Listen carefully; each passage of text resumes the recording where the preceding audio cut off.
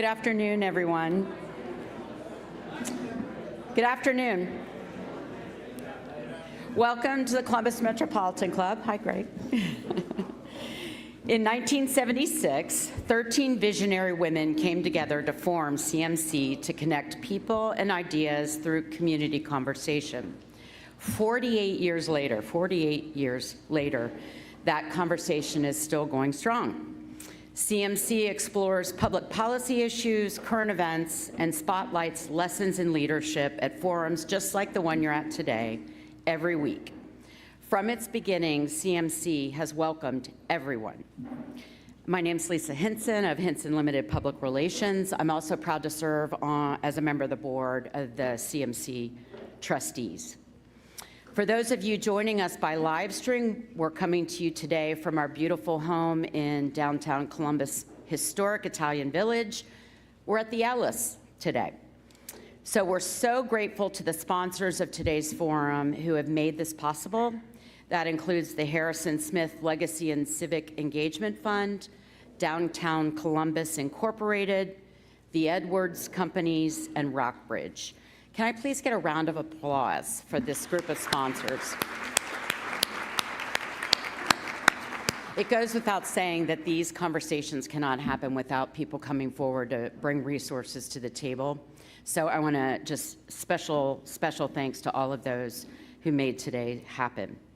I also want to say thank you to the presenting sponsor of our live stream, which is the Center for Human Kindness at the Columbus Foundation, and our live stream partner, the Columbus Dispatch. And again, thank you to our friends here at the Ellis. And again, wouldn't happen without all of you, so we appreciate that very much. So today's forum, From Vacant to Vibrant, the Future of Retail in Downtown Columbus. Can downtown retail make a comeback in Columbus? With a panel of downtown leaders and advocates, we'll unpack the newest effort to re-energize downtown and much more as we explore what's coming next for retail in the heart of our city.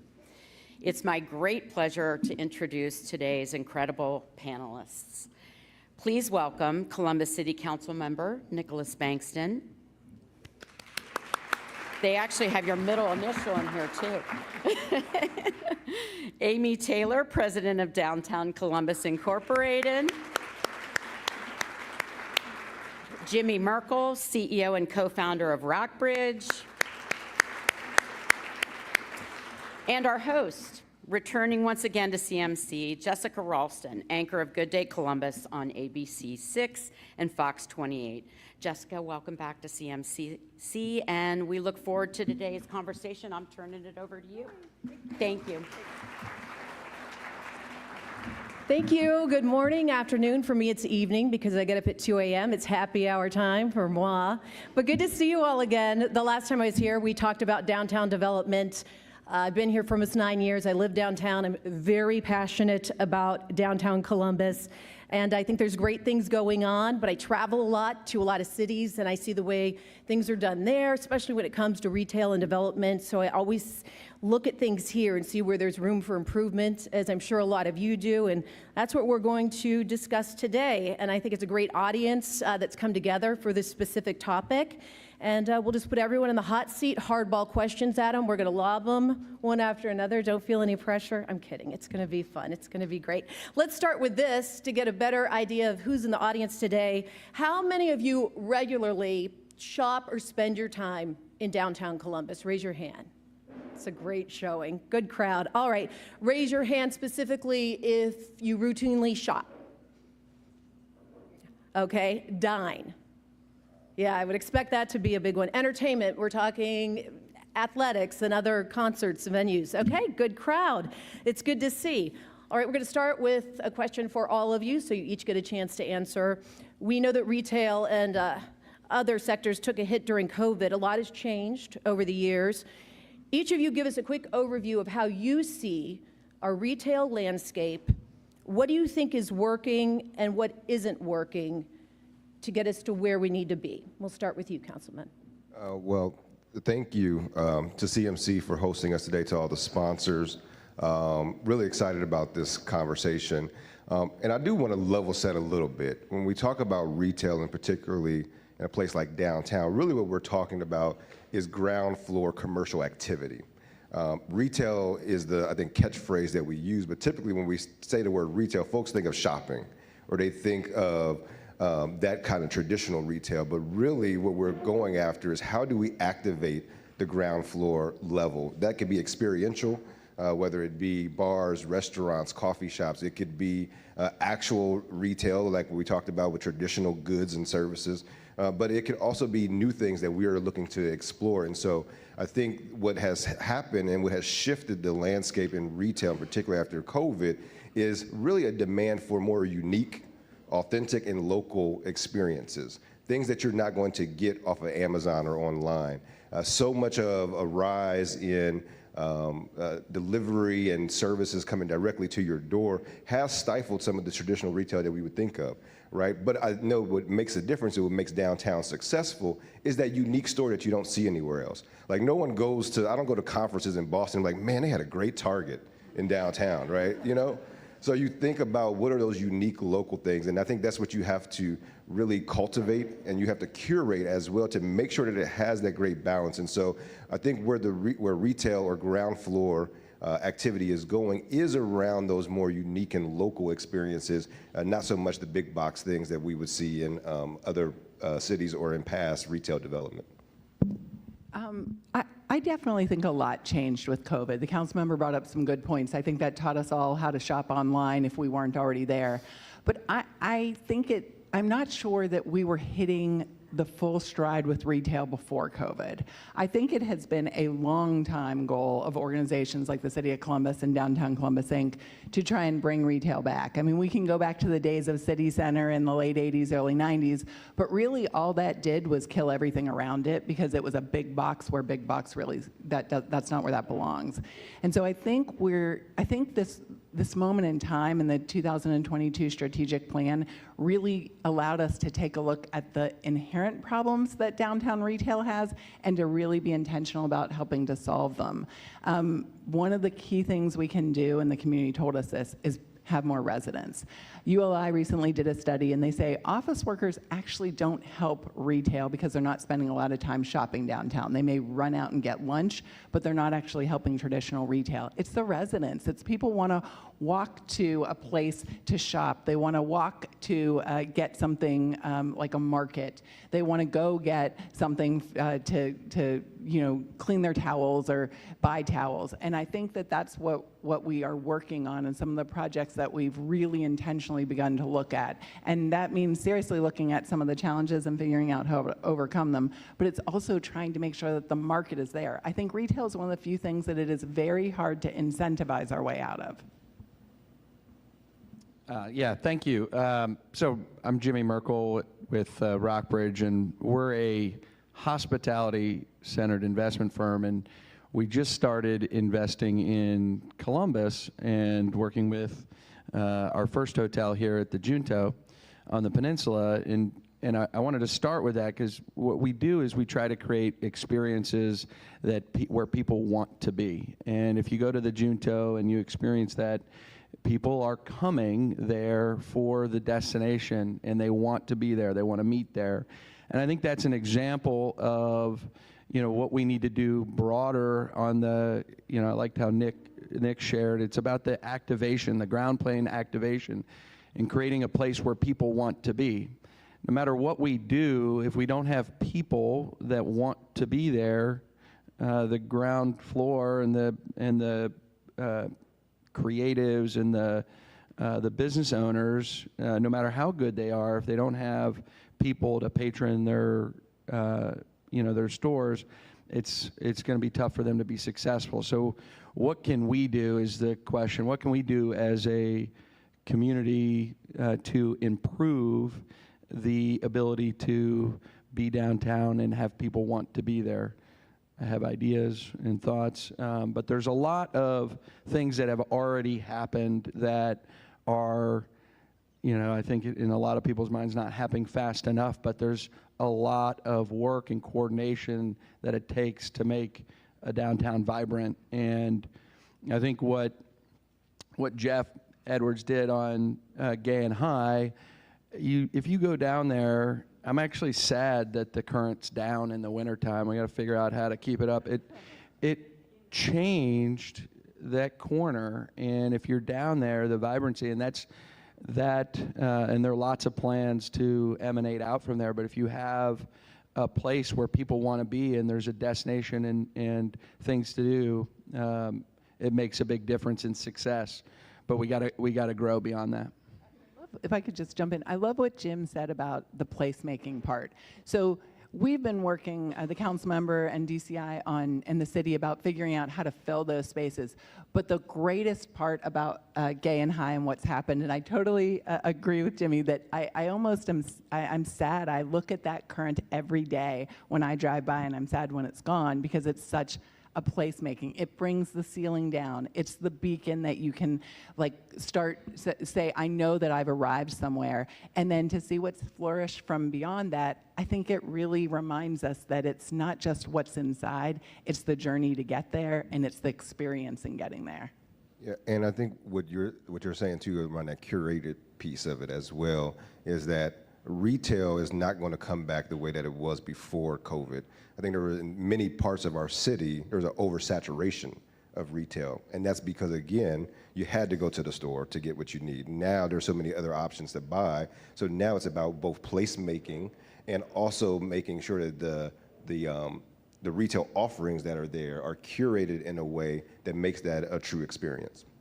Well, you speak of those experiences, Jim, you kind of answered the question we were going to ask about Gay Street, because I'm sure you've all seen what's happening over there. You know, a huge new apartment building and residential spaces on one side of the street, and then the new restaurants, Hank's, and there's more coming in, and there's art galleries, I believe, moving in on that street as well, but a lot of that space has sat empty. I mean, I lived at Gay and High for years, and I was like, come on, let's get this going over here. And now, you know, I walk over there, I'm kind of jealous that I'm not there now. What specifically drew you to that corridor? And did you see this is a chance for us to kind of do what's happened at the peninsula as well? It's kind of the same thing to me now. You're building in. Talking specifically about Gay Street, because, and also I know a lot of people would like to see I that. think that's really simple. We you know, again, I'm sure Jeff doesn't want me to talk about him too much, but he had a vision and he was pushing it, and he cared about Columbus, and you get attracted to that. That attracts capital. That attracts investment in the area, and so. You know, that was a little bit of a risk, but it's working because you saw that he could share the vision, and then the city was getting involved with the Capitol line and extending that. People that care about the arts and extending, you know, what the Current has done for that location, but extending that along the Capitol line. So you can see the vision, and if we've learned anything, I think, when did we start on the Junto? It was probably 2018? 17. Yeah, 2017, 18. And I hadn't been down there, and they shared the vision, and it was an incredible opportunity to have 20 acres undeveloped in your downtown with the amount of infrastructure, riverfront, parks. But that's 2018, and I'm bumping into people in 2024 that have not been down there. And so it takes a while to get things going, but we got a lot of momentum, and we need to continue to do things. I give this example. We had a head of development in North America for one of the largest hotel companies in the world, and they were here, and we were having dinner at Hank's, and they wanted to see our merchant project at the North Market. And I said, let's just walk and talk about ground floor lack of activation on that walk from Gay and High to the convention center was really tough. It was not the experience that's going to attract big investment into the city. And so we just have to be really thoughtful. What can we do to be really intentional about certain areas of downtown so that they can be successful, if they're successful in those areas, then it will grow organically because people will be coming down and creating the next destination, the next experience. And, you know, Nick was talking about shopping or retail. I think about it as an experience. What can you get? People want to get off their phones. They want to go experience something that is unique and bespoke. And so what can we do to continue to create create experiences for people that you can't just get shopping online? Whether it's shopping, whether it's art galleries, whether it's public art or restaurants for sure. How do we continue to build on that? And there's a lot of opportunity. Move ahead. Can you give everyone a quick update on the status of the Merchant Building and that project, and what's the status right now? Have you been by the parking lot? It's a lot of concrete. We're up 10 stories, and we'll be finished in 2 years from now, end of 26. Jimmy talked about, I think, 3 really important things. And the first one is it's helpful if you have mass. So when you talk about Gay and High, Jeff controlled a lot of those corners. He invested in it early, so there was a lot of investment, starting with Veritas and bringing them down, then Spec, then Chouette, Hanks, and everything that's going to happen. The galleries that are there, Sarah Gormley, the other galleries that are coming in. So it could be layered upon each other. And when I bring my friends down, they think it happened in a snap, and I think the team at this table would tell you that it happened over a decade. And I think that's the second point. Progress takes time when you're talking about development. The peninsula, we started in 2018. We're just done with phase 1. We're in the middle of working on phase 2, and that phase 2 is going to include a grocery store, more residential. We've got a lot of things in the works there, but we're still only on phase 2, and phase 1 took 5 years. And then the other thing that he talked about was, I think you need belief of the public sector. The infrastructure has to be there. You can have the best site in the world, but if you can't have utilities to it, if you can't have ingress and egress, if you can't get it past inspection, it doesn't matter. Now, the nice thing I think that we're looking at downtown is, instead of taking a look at flat blocks, we're actually investing in the historic stock that's there and trying to transform it. And when you walk down Gay Street, that is one of the coolest experiences. We didn't tear all of those down like we did along Broad Street. And you walk there and it feels human scale. And so that's why I think one of the reasons that Gay Street has been one of the most successful retail districts we've had. And I'll just say, I think that Gay and High really is the center of downtown. One of the challenges with our downtown, and I'm sure this will come up in a question, is it is one of the largest downtowns by square miles and acreage in the entire country. And I don't think a lot of folks realize that, right? And so when we talk about this type of development or curating experiences, it has to be nodal development, right? It's not going to be an entire street of retail, but it's going to be these nodes that all have their own distinct identities, and things like the Capitol line that connects all of those experiences. But it's just like in any other type of community development exercise. We call it the ABCDs. It's asset-based community development. You start from strength, right? You don't just start in the middle of anywhere. Gay and High already had this longevity and this organic sense of things that were happening there. So you have to start from that strength, supercharge it, build from it, and as Jimmy said, it radiates out from there. And so I'm really excited about Gay and High, not only because my office is only a block away, so thank you, Jeff, for giving me great places to go have lunch and have meetings, but it truly is, I think, the intersection of our community, and tells a story of where we're going and where downtown's going. When we talk about gains, I think we should also bring up some losses. Most specifically and recently, we're losing Milestone, which has been down there for 14 years, and they said that was due to a lease disagreement with the city. Can you tell us what happened? I can't, but I didn't think so. my friends from the but I thought I would administration ask. are here. They may be able to tell you. No, I think that, when we talk about leases, and all of that is a negotiation, and it's a time. And I think that what some may see as a loss, I see as opportunity. It's an opportunity for us to maybe look at that space differently, to think about what can that space be envisioned as. And 14 years is a great run. Milestone was an amazing place, but I don't think it's the end to that specific space. I think it's the rebirth of something that is coming, and it's reminiscent of our downtown in general. It is constantly evolving. It's a living, breathing thing, and so I think to have new opportunities, I'm excited for that opportunity and that challenge. What do you see as barriers to bringing more retailers downtown specifically?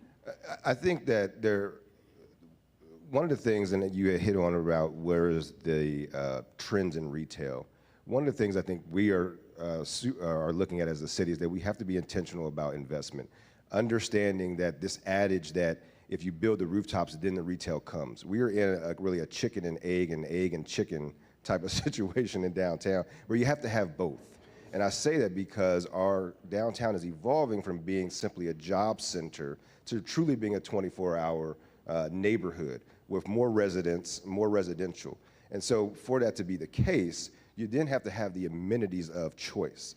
And so typically, before the pandemic, folks were choosing to go live in downtown primarily because, one, they're either empty nesters, or two, it was closer to their work.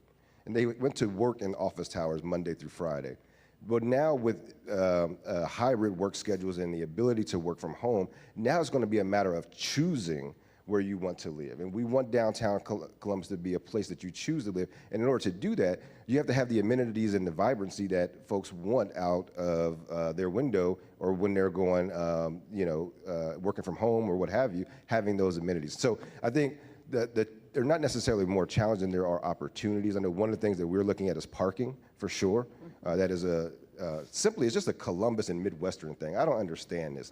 Guys, we travel other places, and y'all know this because y'all go to Chicago, you go to all these big cities, y'all park somewhere, walk 5 blocks, and you're okay. And you get home here in Columbus, you want to park right in front of the door, and if you don't got a spot right in front of the door, you call and say, well, they didn't have parking, so that's why I didn't go to the event. It's okay to walk, okay? It's going to be okay.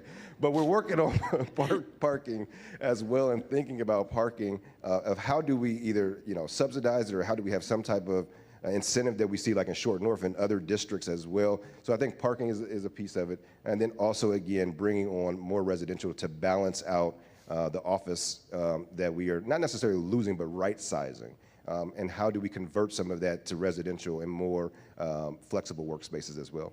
All right. Amy, I would think it would be cool if you could touch on, for everyone in the audience today, the ground floor program. Explain what it means and how it's working for the city. Great, thank you. In 2022, the City of Columbus and Downtown Columbus Inc. did a downtown strategic plan, and the community was really clear. They did not mince words. They said that we needed to focus on a few things, and one of them was residential. They said that for everything else, if you want to get people to visit here and you want to get people to work here, if you solve the residential problem, everything else will follow. It's like the council member said, if we create that environment that people are willing to live here, then if you come in for work, whether it's 3 days or 4 days, you're going to have all the places that you could take advantage of. But the other thing they said very clearly is that downtown has to be that intersection for everyone. It's the nexus of believable belongingness.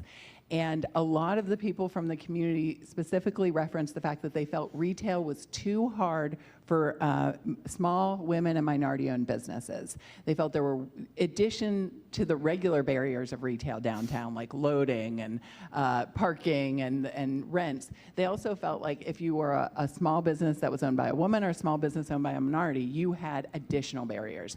So we came to the council member and Mayor Ginther and said, hey, we would really like to explore something of how to solve this. And interestingly enough, she was bugging my office.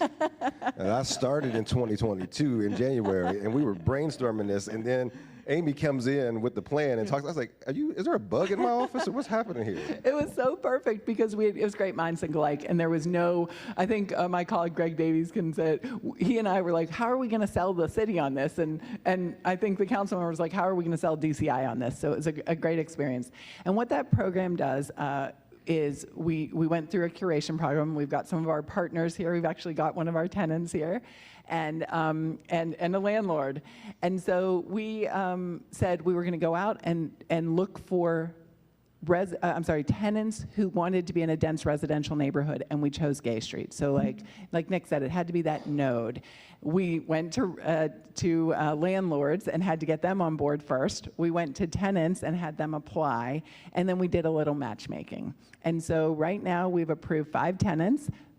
3 of them are in their business right now, and 2 of them are being built right now and will open in early 2025 and mid 2025. So the nice part is we got 3 Bites Bakery, which is a Filipino-Italian bakery. It was something I never knew I needed and now can't live without.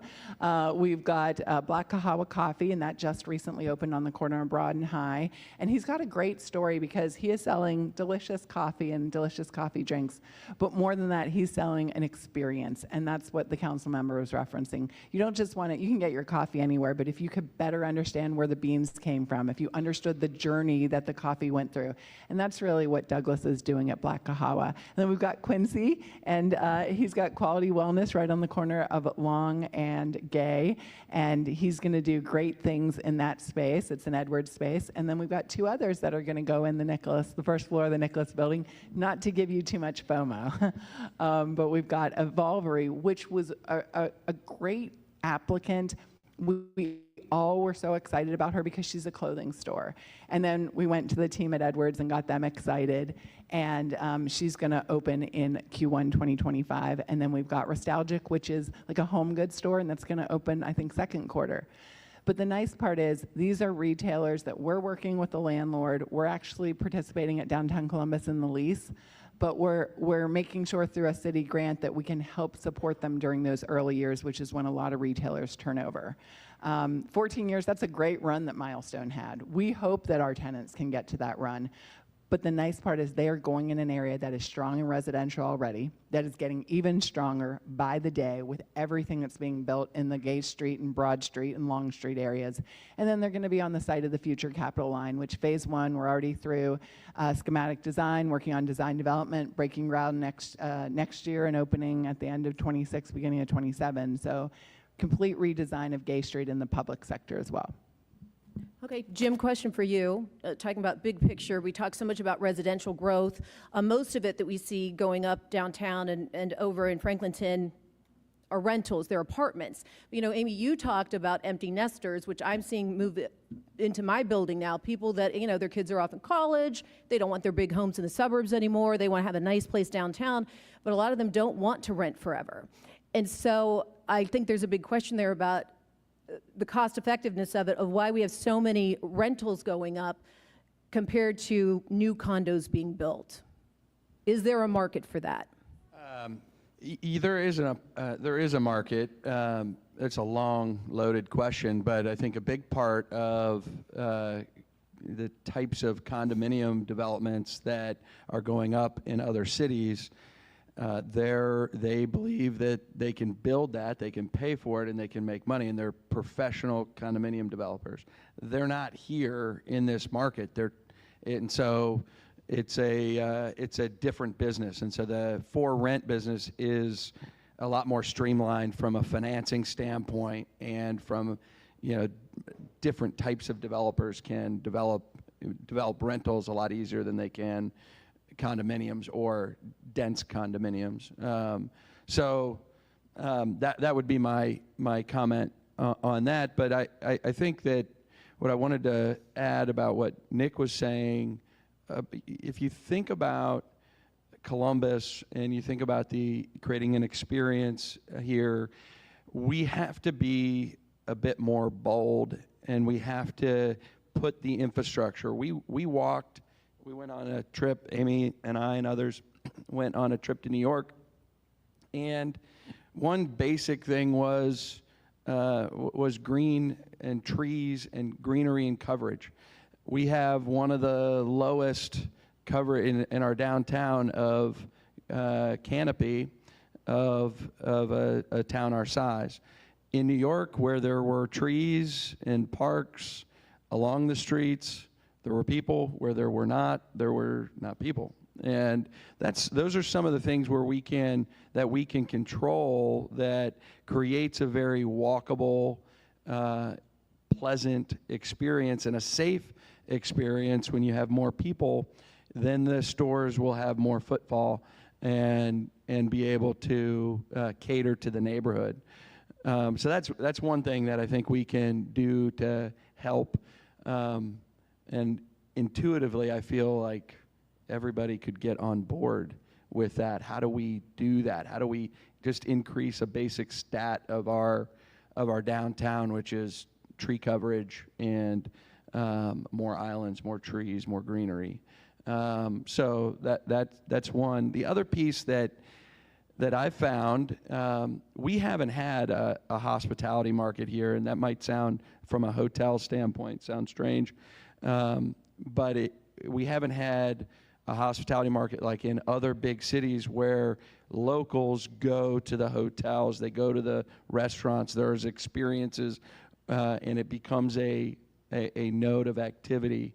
And we've done these projects like the Junto and other cities, and we brought it here, and it's taking off. People are really understanding that. And what I'm trying to tell everybody that I can tell is about tourism. Tourism is a huge opportunity for our city to get people to come here. We have one of the highest one-night stay percentages of any city our size. It's like over 64%.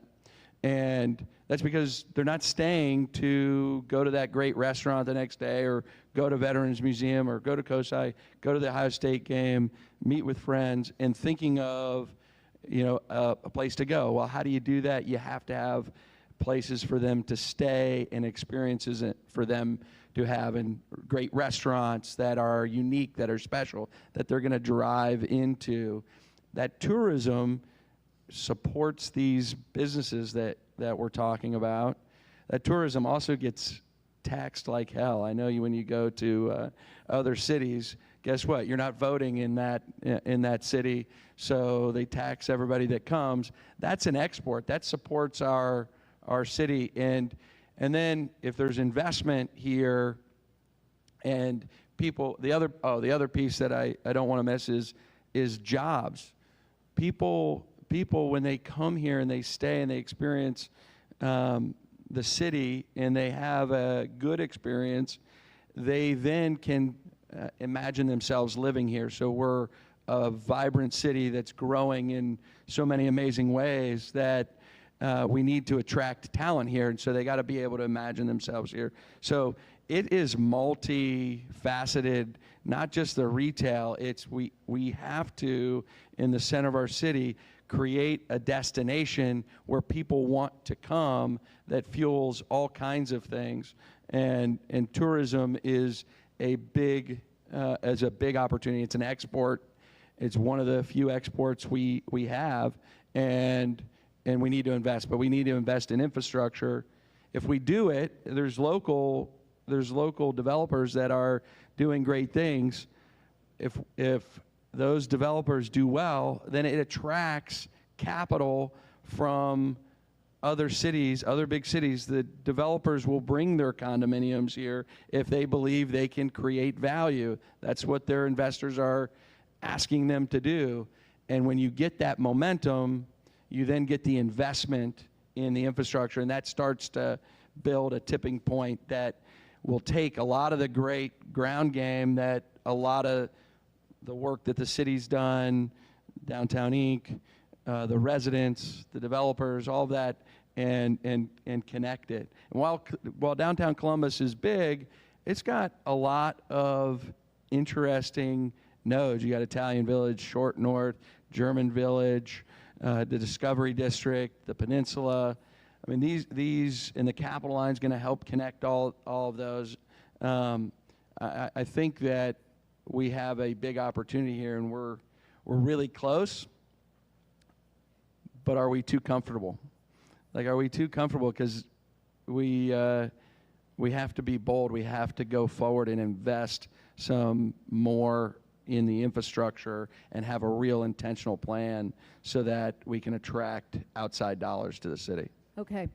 All right. So at this point, what we're going to do is, I know a lot of you probably have questions for this great panel. So we're going to start the questions online. So if you're online and streaming with us, you can go into the chat and enter your questions there. If you're here in the audience, make your way there to the back and to the microphone. We'll start taking audience questions. And as we get ready for your questions from the audience, I'll ask you all One final question, and this is a dream scenario for each of you. If you could, in any situation, what would be your dream retail situation or store, what you would like to see open up in downtown Columbus? I'll tell you what mine is. And everyone's going to groan, but I was just in Chicago last week, and it just reminded me, because I'm still sad that Lazarus is gone. So in a dream world, I would like to see a department store with restaurants inside and bars come back to downtown Columbus. It would be wonderful. To not have to go to Eastern or Polaris, and to be able to go and get everything you need in one beautiful building and then have lunch and cocktails. Okay, Amy? We'll come back to you, Nick. I mean, I think I'm going to less use a brand and more use a staple. I'd like to be able to, if I need to pick up something, I had somewhere I could go. And whether that was something because my shoe heel broke or something because I wanted to get a new purse and I had 30 minutes. I think that's what I'd really like to do. I always, when I have a choice, always try to shop downtown. I always try to support the downtown businesses. I've got our team here, they choose their doctors and their dentists downtown because we want to do that. And I think that is a missing piece right now. Someone said they were at a conference and they forgot about, and there was nowhere for them to walk to. But somehow we have 3 wedding dress shops. So if you're looking to get married, downtown's the place for you. I just wish we had something else. Jim? Man, it's hard to pick one thing. And probably, I think it's both and. So obviously, like amazing restaurants. If we could really build on some of the restaurants that are doing well downtown, people are coming, and really drive some nationally recognized restaurants to the downtown. Something that's attainable, that would enable you to go to lunch and have your drinks, and then the stores would come around you and you could buy art and do all those things. So I would say I would like to see a proper speakeasy in downtown. And one in particular is, well, they're all across the country, but one in particular is called Red Phone Booth. If you haven't heard it, look it up. It's a great place down in Atlanta. It's a cigar shop, but you go through the phone booth and it's a whole thing. And so I would like to see some type of experience like that. So a good cocktail and a good cigar, I'll be happy. Yeah, I lived in Nashville, and they had a couple of speakeasies that did very well. People love that concept of kind of going into a secret space, and sure. All right, do we have a line of people there in the back? A few questions from the audience? Let's get started. I want to make sure that my microphone's on. It is. Hello, everybody. Thank you so much for being here. Jessica and the panelists, thank you so much for today's conversation. My name is Sophia Pfiffner. I'm the CEO and president of the Columbus Metropolitan Club. We have a slew of questions. I just want to remind those who are interested in the audience, feel free to line up behind me if you'd like to ask a question. And for those who are online, please feel free to type them into the chat. And remember that questions at the CMC end with a what? A question mark. And they're also 30 seconds, so please, no monologues here. We're going to kick off today's conversation with a question about Milestone 229. Knowing that this space will be vacated, what's the city's plans to find a new tenant for that space, knowing that's a core feature of our downtown riverfront? Well, thank you for that question. We are, I think, in the process of looking at potentially doing an RFP for that space because it is owned by the city. We want to have some type of process. One, I think that's healthy to see what is actually out there, and then also to get some buy-in and see what we can attract. So I think look forward to that process. That'll be in concert really with our Department of Finance and Management, who holds all our leases, but also Recreation and Parks, who actually owns the park, and I believe also our friends at DCI will be helping us in that charge as well. Hello, and happy to be here today. I'm Shoshana Goldberg, and I'm a professor at Ohio State, The Ohio State. So my question today is that many cities have done something called a cultural plan, and that has to do with where all 3 sectors come together, public, private, and nonprofit, and vision the way that the creative economy can move a city forward. Many cities have done this: Chicago, New York, Toronto, many cities around North America. Do you think that this is the right time for Columbus to do a cultural plan?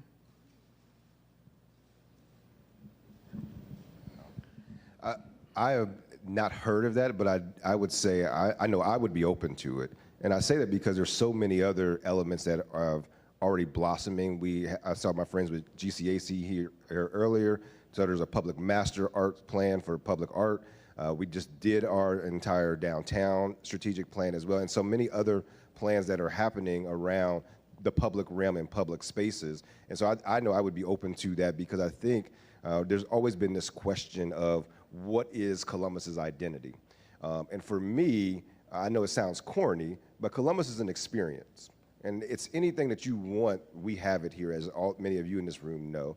And so that idea of when you come here without any type of expectations, and then you're blown away by the fact that we have nightlife, we have great restaurants if you're a foodie, we're only a 30-minute drive to wilderness and places like Hocking Hills where you can hike and have all of that. So Columbus truly is an experience. So I think that cultural study that you're talking about would help us, one, with that identity question, but two, how do we knit all of that together in a neat way with all of these other plans that are coming together to really create not only just a great downtown, but a great city? Talk to you about that. Thank you. Hi, my name is Angelina Vega. I work with Downtown Columbus, Inc. I also have a boutique called Plus Size Pretty that I recently had to move exclusively online. And one of the things that I noticed while I had my boutique open was that there was a lot of people who had accessibility issues.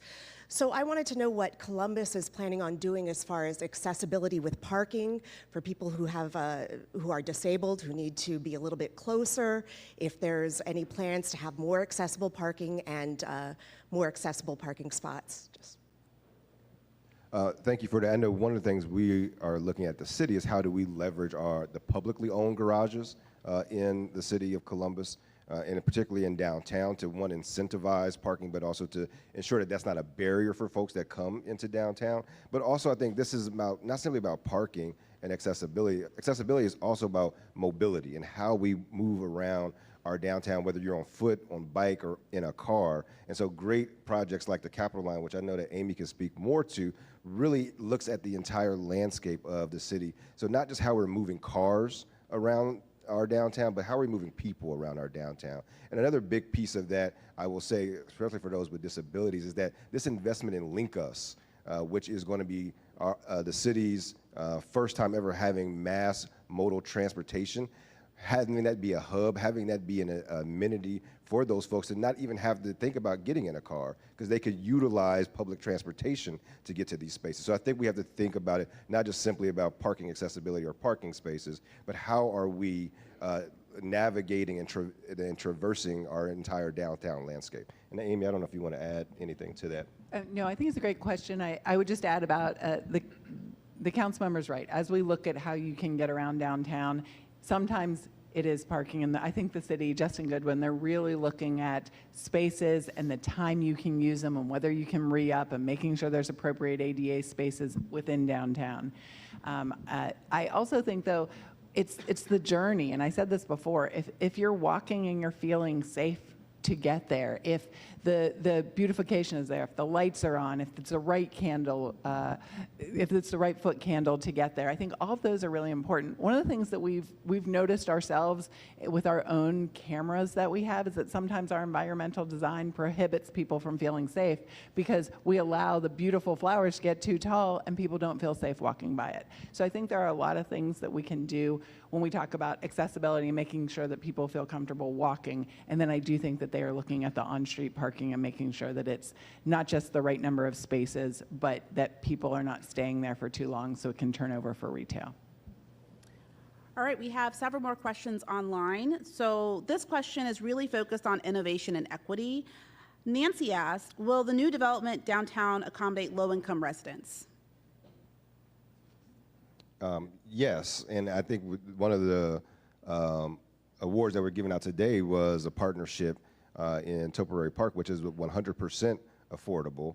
I think that there's also nonprofit developers that are looking at sites on Gay Street as well. So I think that when we talk about the mix of housing, it's the types of housing, right? Condos, apartments, and the such, but it's also about the price points as well. And I know that this council, as well as the administration, are laser focused. And again, want to give kudos to DCI as well for sharing that vision in us that downtown also has to be affordable and accessible to all folks. And so that is top of mind for us. Of wherever we can squeeze in affordability, we are doing that, and that is top of mind.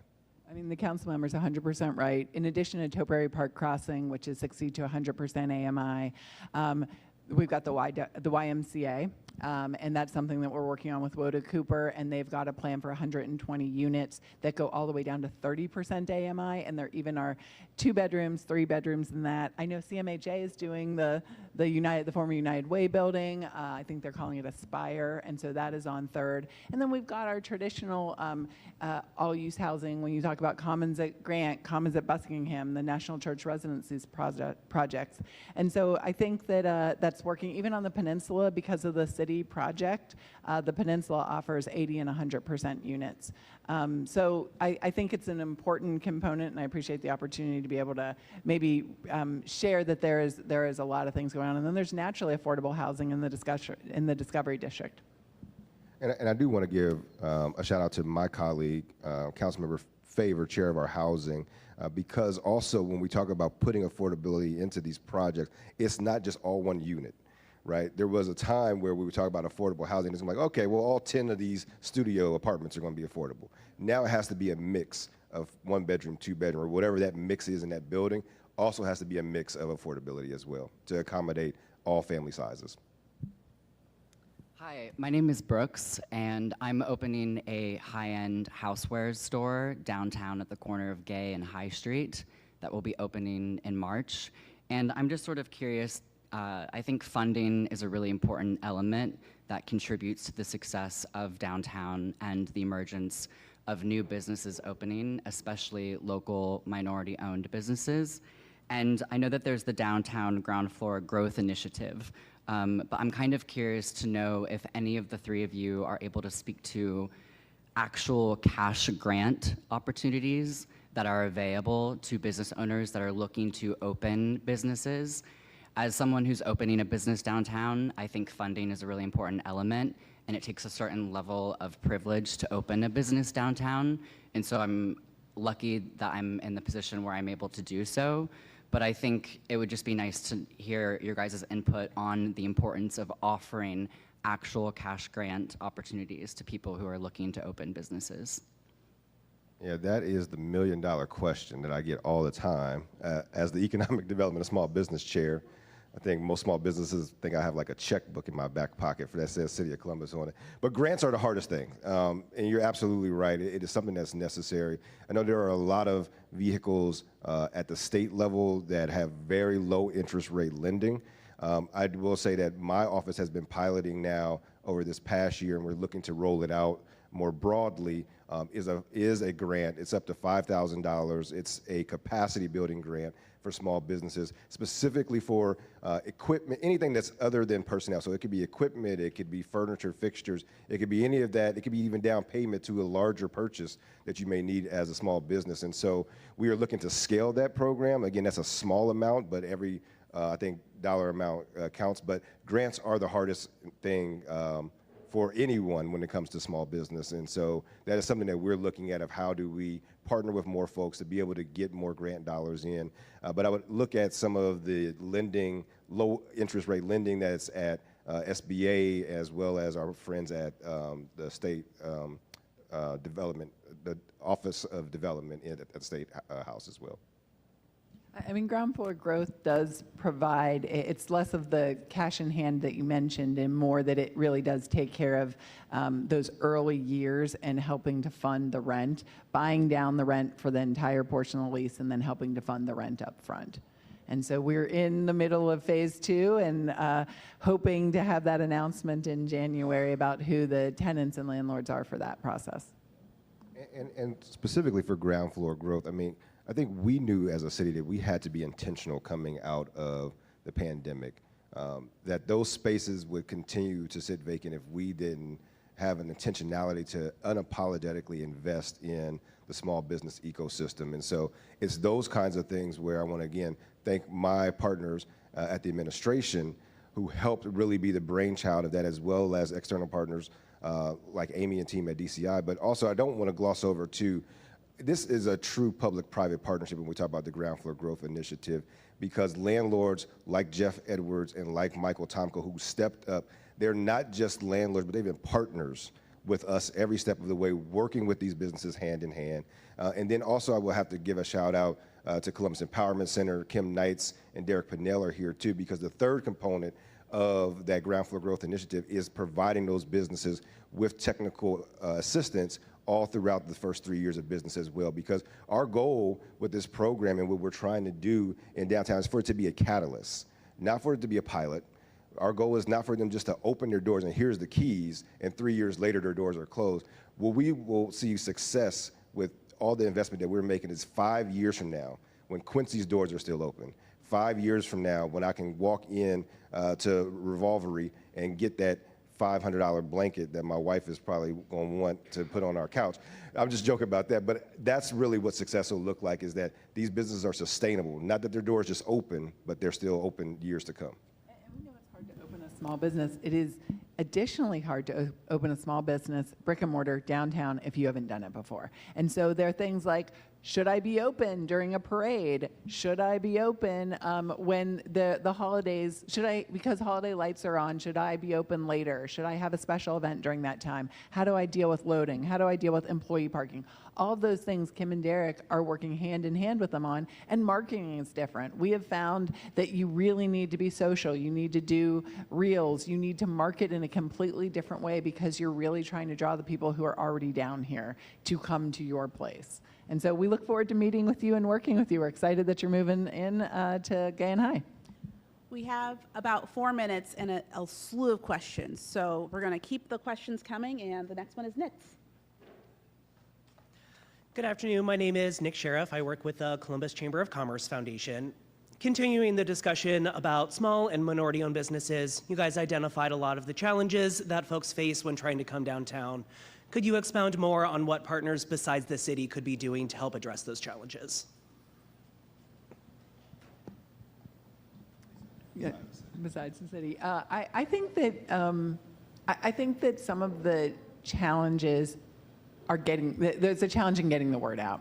So we've worked hard with Isa at 3 Bites and with Douglas at Black Kahawa, but I'm talking with people and they're still not hearing it. So I think we need help getting the word out. I think we need help with one of the things I know Kim and Derek are going to be looking at is how can we help people with a standardized accounting team? How do we help people with a standardized, legal team if they have HR questions? Several of us in the room went to Bell Fountain, and you might be thinking, Jim mentioned that we went to New York. We did that too, but we also went to the tiny little Bell Fountain because they have figured out a secret to success, at least of what works there. And one of the things they found is having a point of contact so that this small business, with all the things they have to do with suppliers and pricing and customers and employees, they have one place that they can call. And that's really what Kim and Derek are becoming for Ground Floor Growth. But also, I'm going to put a little plug in, they're for any downtown business that is opening that really has questions like that. They are going to be that small business incubator. And I think that's what we need. We need more ambassadors out there telling people that, that there's a place to go for questions and there's a solution. You're not the only one having the problem. There's a solution. And I'll say another area that could help is financing. I mean, I think a lot of these spaces sat empty because of the way that financing works on these developments.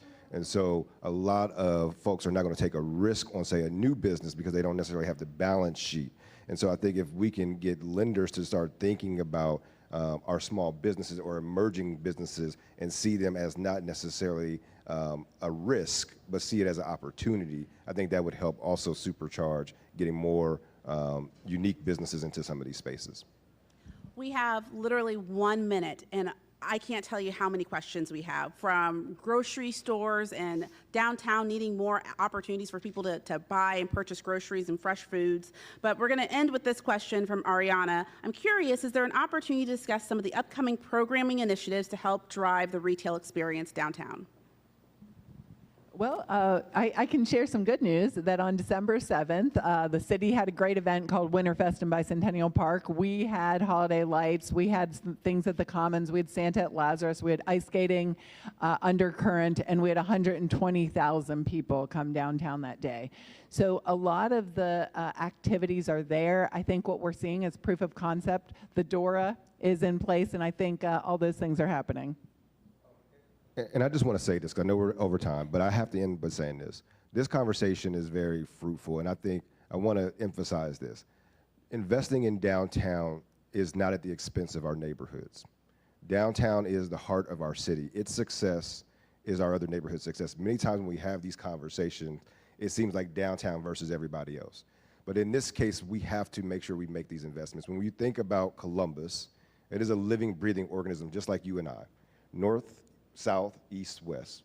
To the north, we have a great brain in Ohio State and Battelle. To our south, we have Rickenbacker, gives us fast feet, we're a logistics hub. To our east and west, we have great, strong neighborhoods in our biceps, like Franklinton in the Near East Side. But none of that works unless blood pumps to all those other organs.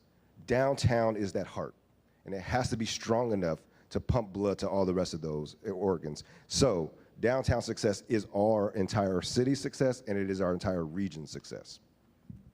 It is, so make it happen. No pressure, guys. Thanks. Thank you. That's a wrap. Lisa?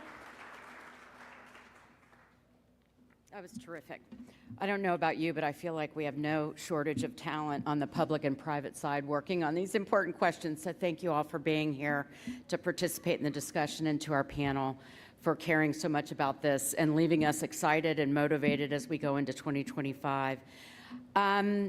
So real quick to wrap, I want to make sure we thank again Harrison Smith Legacy and Civic Engagement Fund, Downtown Columbus Incorporated, the Edwards Companies, and Rockbridge.